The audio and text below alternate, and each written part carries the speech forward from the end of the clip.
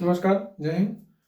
मूल विधि में आज उसके आगे जहाँ तक हमने अभी तक 302 सेक्शन धारा आईपीसी और बीएनएस के तहत 102, 101, 104, 110 ऐसे सारी चीज़ें हमने पढ़ा है। आज हम उसके आगे पढ़ते हैं जो अभी तक हमने पढ़ा है। तो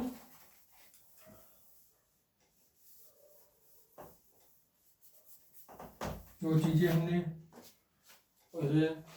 मूल विधि में हम भारतीय दंड संहिता जो हमने अभी तक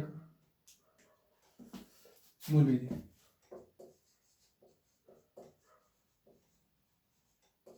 विधि में धारा सेक्शन 302 आईपीसी की धारा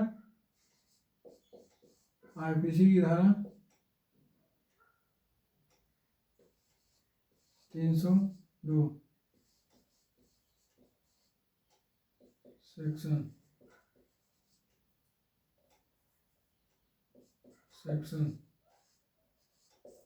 आईपीसी की धारा सेक्शन 302 के अनुसार जो कोई हत्या करेगा वह मृत्यु या आजीवन कारावास से दंडित किया जाएगा और उस पर जुर्माने से भी दंडित किया जा सकता है। जो कोई व्यक्ति हत्या करता है तो उसे हत्या का दोषी पाए जाने पर उसे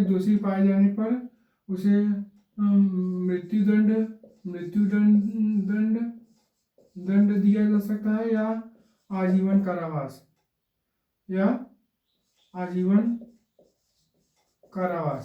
कारावास हो जाएगा और या जुर्माने से भी दंडित किया जा सकता है। तो जुर्माने से भी दंडित किया जा सकता है और यह चीज़ें आईपीसी की है।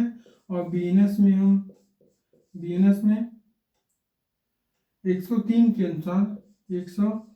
के अनुसार जो कोई हत्या करेगा वैसे मृत्यु या आजीवन कारावास के दंडित किया जाएगा या फिर जुर्माने से भी दंडित किया जाएगा। और यह आईपीसी की धारा 302 और बीएनएस की धारा 103 में है। और इसमें कुछ वाद हैं जो में बच्चन सिंह बनाम अमिताभ बच्चन नहीं, कोई और बच्चन है। बच्चन सिंह बनाम पंजाब राज्य, बच्चन सिंह बनाम वाद है।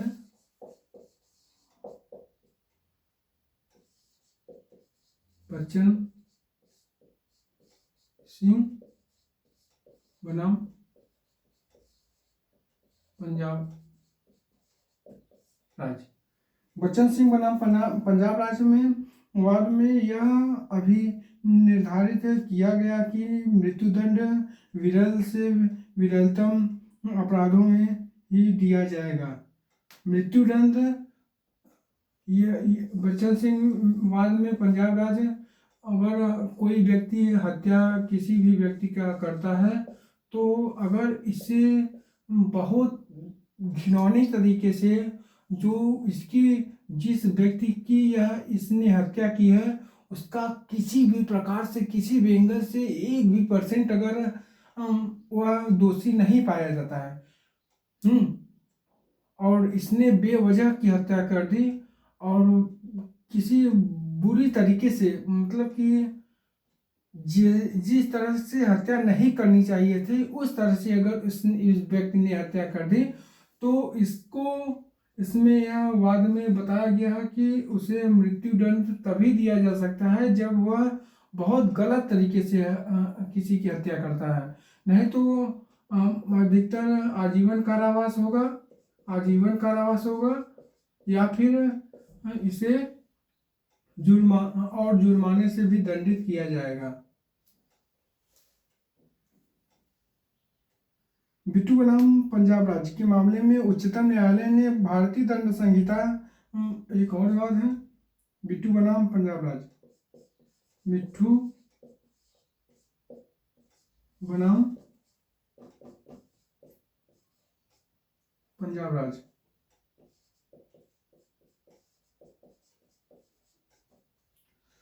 मिट्ठू बनाम पंजाब राज्य में उच्चतम न्यायालय ने भारतीय दंड संहिता आईपीसी की धारा 303 में आईपीसी की धारा 303 को यह रद्द कर दिया था। इस धारा के अनुसार एक आजीवन कैदी द्वारा की गई हत्या के लिए उसे अनिवार्य मृत्युदंड दिया जाता था। इस याचिका को रद्द कर दिया गया, 302 को रद्द कर दिया, 303 को रद्द कर दिया गया।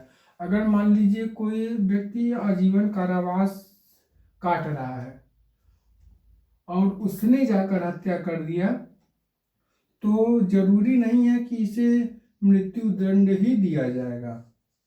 इस अनुच्छेद को, इस सेक्शन को, इस धारा को हटा दिया गया कि इसमें लिखा हुआ था 303 में, आईपीसी की धारा 303 में यह ज्ञात है कि अगर कोई व्यक्ति आजीवन कारावास कर रहा है और यह व्यक्ति जाकर किसी की हत्या कर देता है तो उसे मृत्यु दंड ही दिया जाएगा। यह बात गलत है, इसे सेक्शन को हटा दिया गया। बिट्टू बनाम पंजाब राज्य में भारतीय दंड संहिता की धारा 303 के अनुसार मिट्ठू सिंह बनाम पंजाब राज्य 1983 सुप्रीम कोर्ट के मामले में उच्चतम न्यायालय ने यह इस आधार पर असंवैधानिक घोषित किया कि यह संविधान अनुच्छेद 14 एवं 21 के प्रदत्त समानता एवं आजीवन एवं जीवन व स्वतंत्रता के अधिकारों का हनन करता है, जीवन के हनन करता है। भारतीय दंड संहिता की धारा 303 के अनुसार यह संविधान के अनुच्छेद 14 और 21 के अधीन असंवैधानिक करार दिया गया था। 303 के अनुसार इसे असंवैधानिक करार दिया गया था। और आगे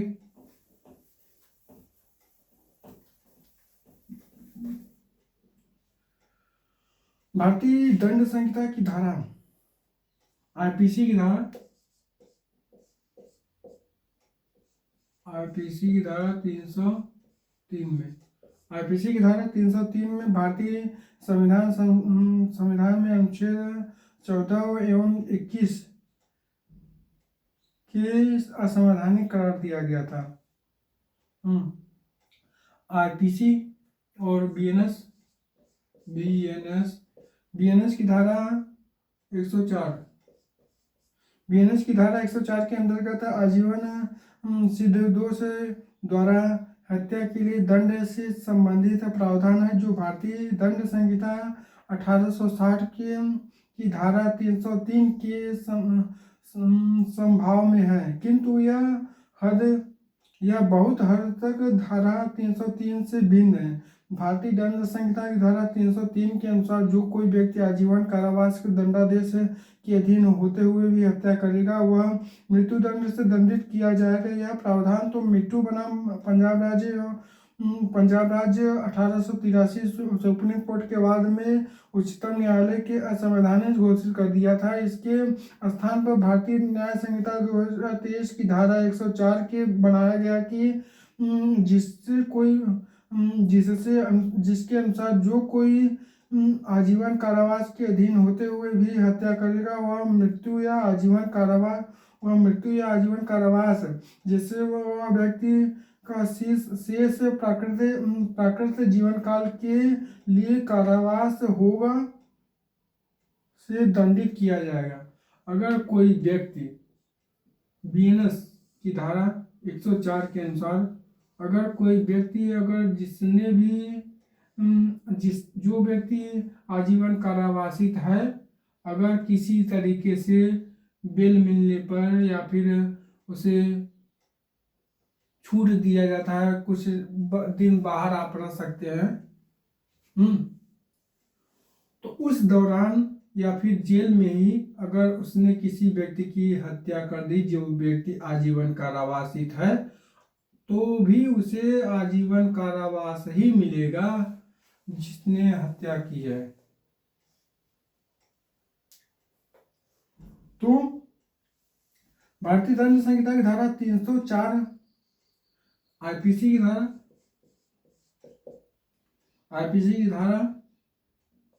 304 में उपेक्षा द्वारा मृत्यु कारित करने से संबंधित है। भारतीय दंड संहिता की धारा उपेक्षा द्वारा मृत्यु कारित करने से संबंधित है। भारतीय दंड संहिता, भारतीय न्याय संहिता 106 बीएनएस 106 के उपेक्षा द्वारा मृत्यु कारित करने से संबंधित है, जो भारतीय दंड संहिता आईपीसी की धारा 304 का 1 में है और भारतीय न्याय संहिता 106(1) में है। भारतीय न्याय संहिता की धारा 80 में दहेज मृत्यु से संबंधित है, जो भारतीय दंड संहिता की धारा 304 ख में है, के समान है। और आईपीसी की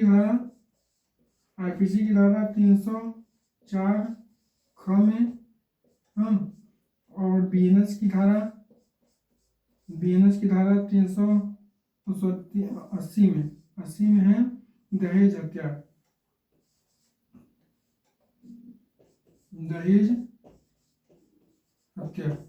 हत्या के मामले में से संबंधित है। भारतीय दंड संहिता की धारा 304 ख के अंतर्गत दहेज मृत्यु के लिए जिम्मेदार व्यक्ति को न्यूनतम 7 साल और अधिकतम आजीवन कारावास तक का प्रावधान है। 304 में अगर किसी भी महिला का अगर आप दहेज के लिए अगर किसी व्यक्ति की हत्या की जाती है, तो आईपीसी की धारा 304 ख में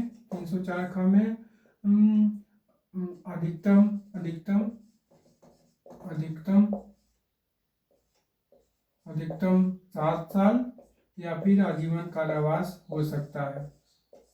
आजीवन कारावास हो जाएगा अगर आप ऐसा कार्य करते हैं। भगवान करे किसी को न करना पड़े और ना कोई करे ऐसा। एक साथ सारी चीजें गलत हैं। अगर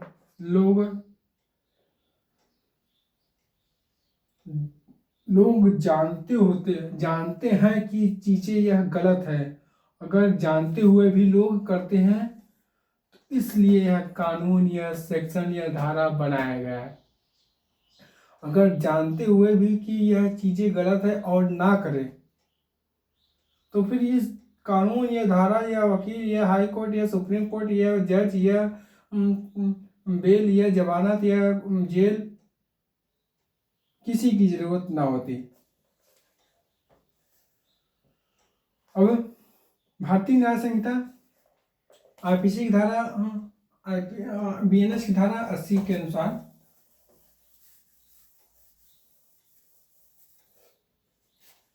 बीएनएस की धारा 80 के अनुसार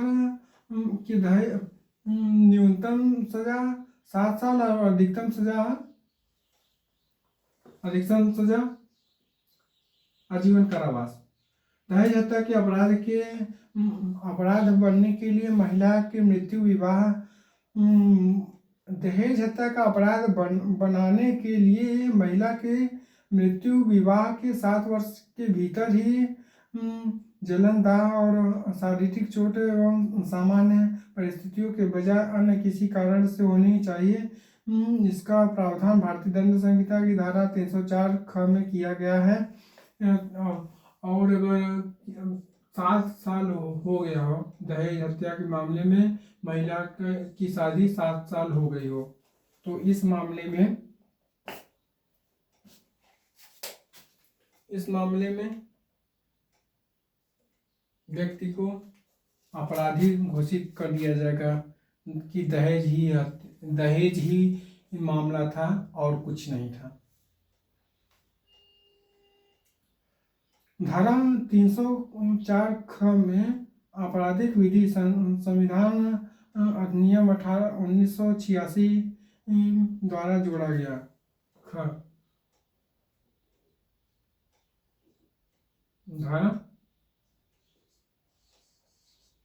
धारा 304 ख में 304 ख में यह 1986 में जोड़ा गया था। दहेज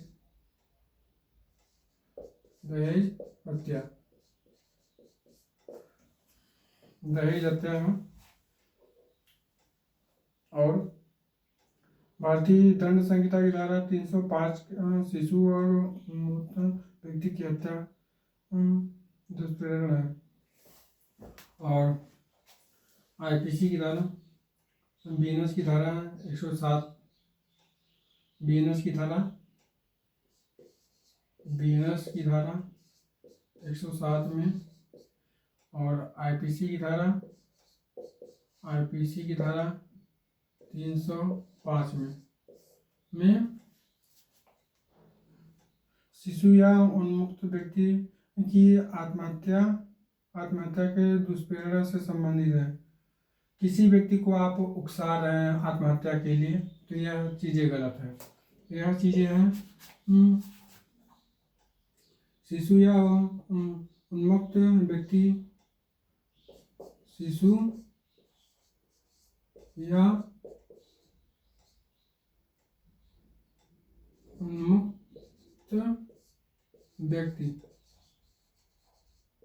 उन्मुक्त व्यक्ति की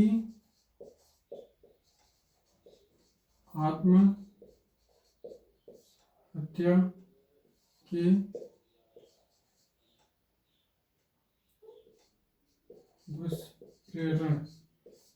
के दुष्प्रेरणा से संबंधित है।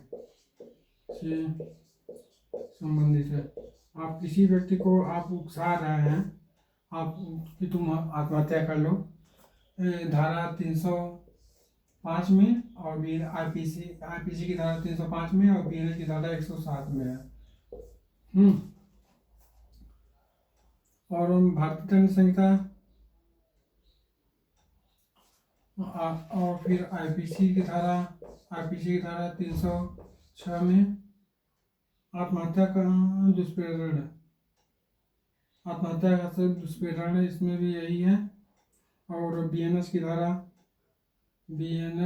धारा 108 में बीएनएस की धारा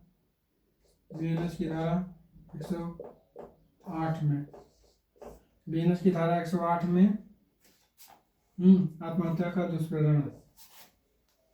और किसी तरीके से आपका शोषण किया गया है, आत्महत्या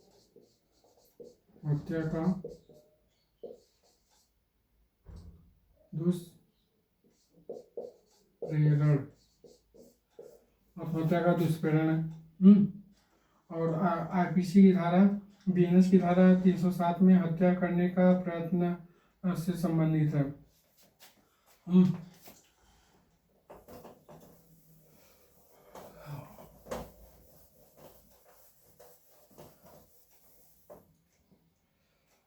और फिर आईपीसी की धारा 307 में हत्या करने का प्रयत्न से संबंधित है।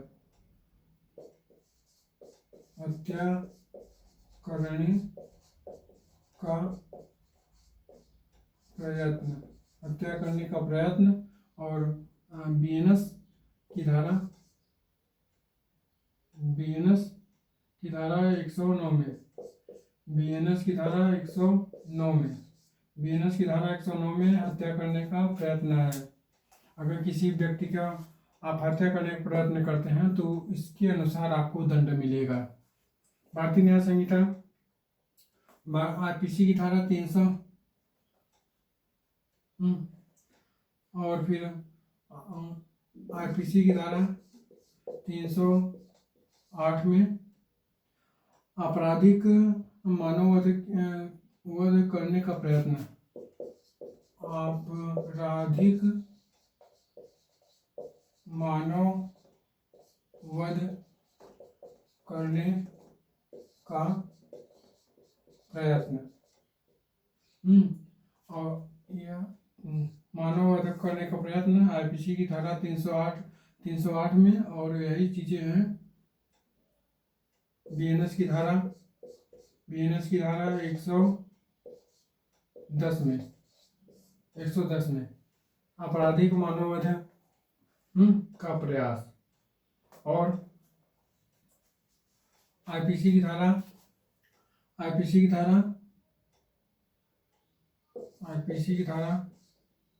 309 में आत्महत्या करने का प्रयत्न से संबंधित है। आत्महत्या, इसमें 307 में आईपीसी की धारा 307 में हत्या करने का प्रयत्न है।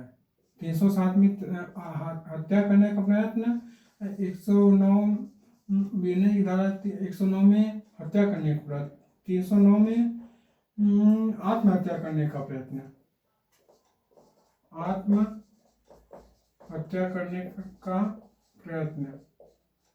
करने का प्रयत्न 309 में है। भारतीय बीएनएस की 2023 की धारा भारतीय दंड संहिता 309 में दिया गया है। अपितु यह नई धारा 226 विधि पूर्वक शक्ति का प्रयोग करने या प्रयोग करने के विरुद्ध रहने के लिए आत्महत्या करने का जोड़ा गया है। भारतीय दंड संहिता 309 में आत्महत्या का अपराध है। भारतीय दंड संहिता इसमें बीएनएस में 226 में है आत्महत्या करने का प्रयत्न, विधि पूर्वक शक्ति इसमें है क्या, इसमें विवेचना की गई है। बीएनएस में 226 में है विधि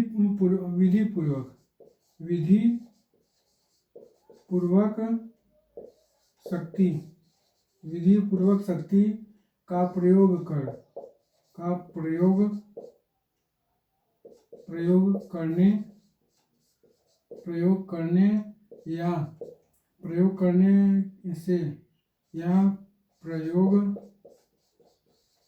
करने से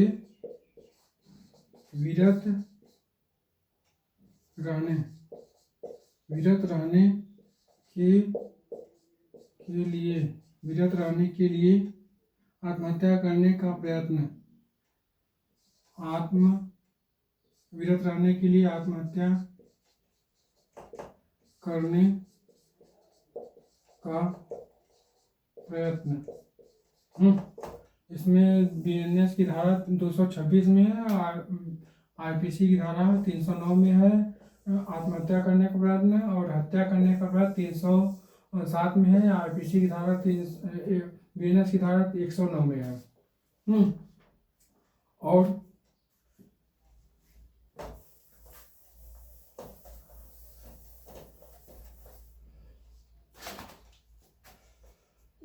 आईपीसी की धारा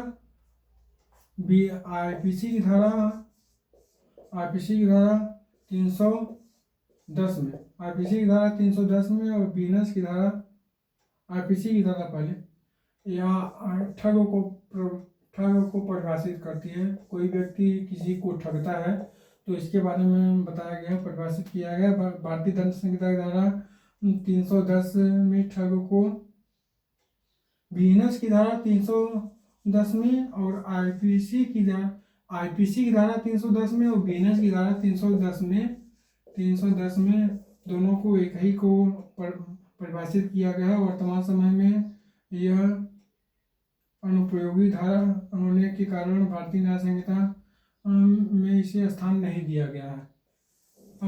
अब लोग ठगे भी जाते हैं, तो इसे स्थान नहीं दिया गया है अभी। वीनस में इसे स्थान नहीं दिया गया है। तो आज के लिए इतना ही। जय हिंद, जय भारत।